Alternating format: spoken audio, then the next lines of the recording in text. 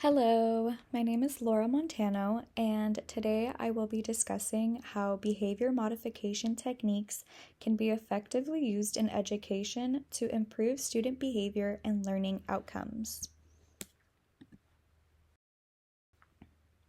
What is behavior modification, and how can this be used in educational settings? Behavior modification involves the use of reinforcement and consequences to shape behaviors. In the classroom, this helps create a structured and positive learning environment.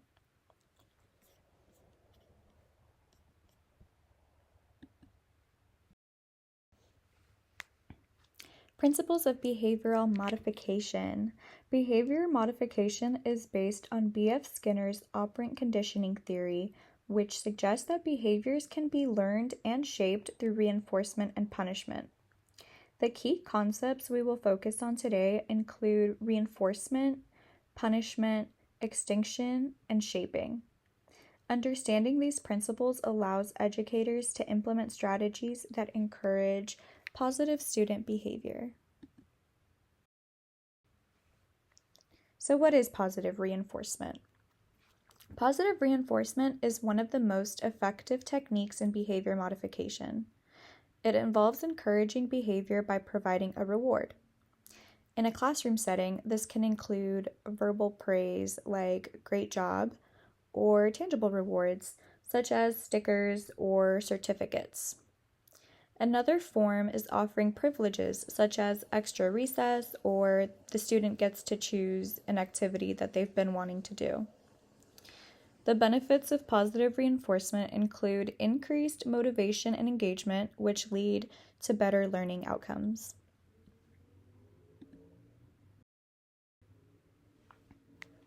Negative reinforcement. Negative reinforcement involves strengthening behavior by removing an aversive stimulus. For example, a teacher may allow students to skip a homework assignment if they consistently perform well in class, or they can reduce classwork for those demonstrating positive behavior. However, it is important to use this technique carefully to ensure that it does not unintentionally reinforce undesirable behaviors.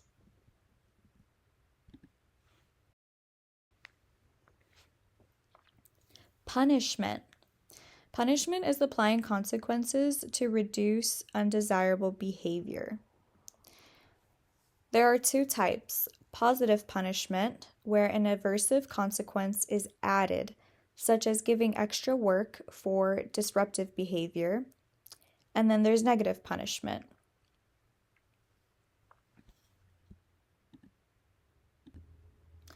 Which involves taking away a privilege, like loss of recess if the students were misbehaving.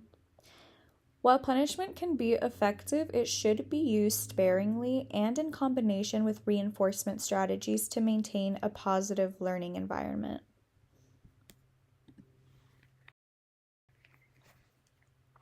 Extinction and shaping. Extinction is a method where reinforcement for an unwanted behavior is removed until the behavior completely stops or disappears. A common classroom example is ignoring attention-seeking disruptions rather than reinforcing them with a reaction. Shaping, on the other hand, involves reinforcing small steps toward a desired behavior. It's much more gradual. For example, if a student is hesitant to participate in class discussions, a teacher might start by rewarding them for making small contributions before expecting a full-on participation. Two structured behavior modification strategies are token economies and behavior contracts. These increase accountability and self-regulation. A token economy system allows students to earn tokens for positive behaviors, which they can later exchange for rewards such as candy or going looking in a treasure chest and picking out their reward. Behavior contracts are written agreements between the student and teacher that outline expectations and consequences. These are usually given in the beginning of the year, just so the students are well equipped and prepared to know what is expected of them and what the consequences will be if they fail to meet those expectations. These strategies help students develop a strong sense of self-regulation and accountability. Real-world application in classrooms. Let's look at some real-world applications. There is a case study by Sidney W. Bijou called What Psychology Has to Offer Education Now. And he explores how psychological principles, particularly those from behavior analysis, can enhance educational practices. Bijou advocates for tailoring instruction to students' specific needs. He recognizes that learning progresses at different rates and notes that when teachers have that initiative to get through to their students by catering to their specific learning style, there will be more successful outcomes. And this aligns with the principle of operant conditioning.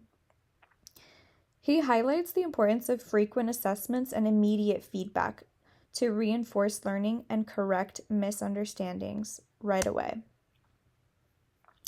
For example, in elementary school, teachers may use sticker charts to improve homework completion. And in high school, attendance incentives like extra credit opportunities can encourage higher attendance. Successful classroom strategies involve consistency, fairness, and individualized approaches to ensure that all students benefit.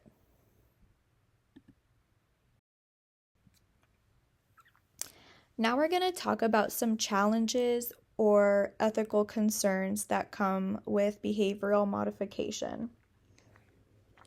So, while behavior modification is a powerful tool, there are some challenges to consider. Over-reliance is a big one. So, over-reliance on rewards can lead to a lack of intrinsic motivation. Winnett and Winkler's current behavior modification in the classroom, Be Still, Be Quiet, Be Docile, they argue that many behavior modification strategies prioritize controlling students rather than fostering genuine engagement and or critical thinking.